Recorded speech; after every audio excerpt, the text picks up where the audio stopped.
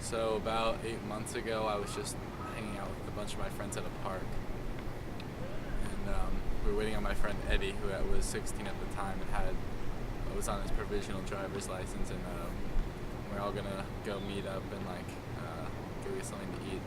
Eddie offered to give me a ride because he was gonna have to drive alone while everybody else went in packed cars, and I was like, well, I mean, it wasn't legal, but I took the opportunity. And Eddie is notorious for being a very unsafe driver, going 65 and 40s.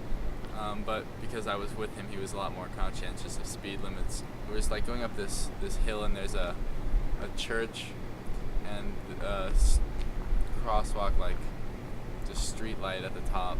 Because it's on an incline, I think I see something sort of pass in front of one of the street lights, and I just say, sort of just to myself but out loud, is that a person? And then I think about no, it would be more obvious that no, there's no way, there's just a person in the middle of the street. So about 2 seconds goes by after I say, is that a person, when I realize that it is.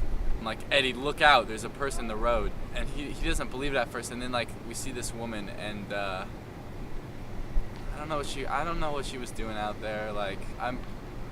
She basically threw herself in front of our car, trying to end her own life.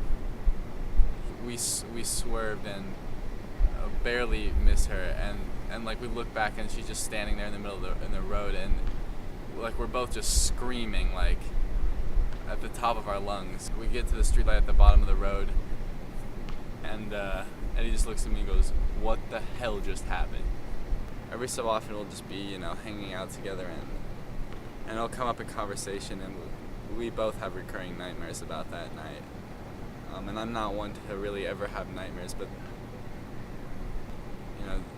we could have killed her that night, and if I hadn't been in that car with Eddie, I'm sure he would have been going faster, and that woman probably would have died.